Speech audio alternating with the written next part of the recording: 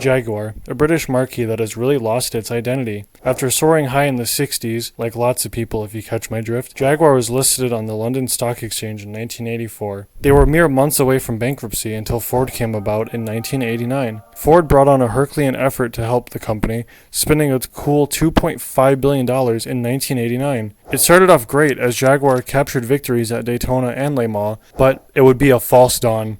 Ford's effort included many billions of dollars in a new investment and bringing in a highly experienced team of executives, both in the UK and in Dearborn, to guide this rescue task. Many detractors say that the Jaguar cars of the time were just rebadged Fords, but this couldn't be further from the truth, and this comes up as a critique for a few reasons.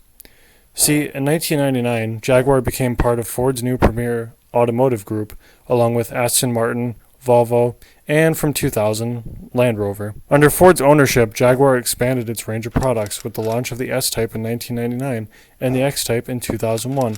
Quick side note, I owned an S-Type, never going back. Anyways, the confusion lies that in many countries they shared a common sales and distribution network, including shared dealerships, and some models shared components, although the only shared production facility was Halewood Body and Assembly, which manufactured the technically related X-Type. Jaguar still had control over exterior and interior design, and still had Jaguar components on the cars. Another critique is that Ford didn't invest in the Jaguar properly.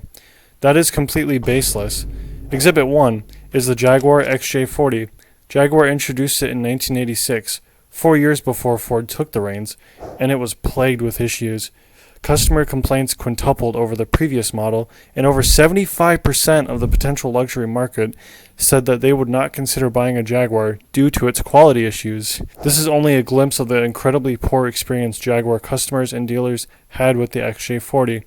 It was a rolling disaster, except that it didn't roll a lot of the time. It ruined some of Jaguar's finest dealers. At one point, Jaguar, under Ford's guidance, had to subsidize sales at the rate of $10,000 a car to reach the same lease rate as its competitors. Ford also invested heavily into production, building a state-of-the-art facility in Coventry. Jaguar's XJ8 was invested into by Ford.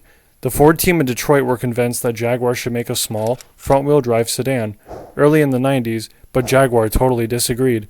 And looking at their track record, I don't think Jaguar has a right to talk about what decisions should be made.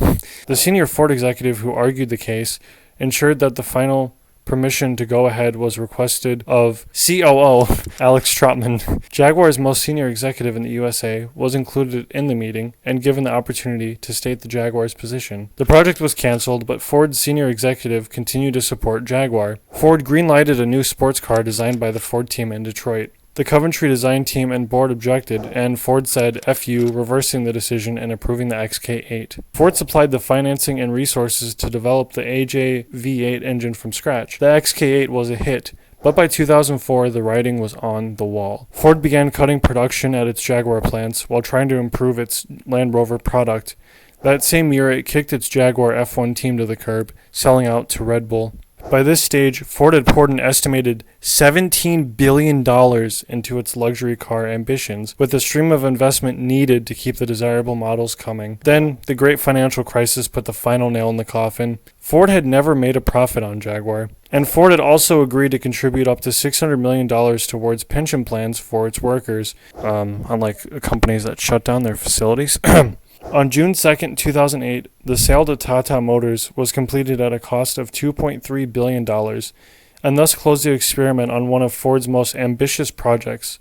And while it may have failed financially, I fully believe if Ford hadn't stepped up to the plate, Jaguar would no longer be around. However, with the rebrand under Tata Motors, this effort may have been for nothing. Hopefully not, but time will tell. I just wish Jaguar would go back to F1, even though they failed. F1 needs more variation, I think. But as I said, hopefully they don't go under, but time will tell. Maybe there's some brilliant strategy behind all of this.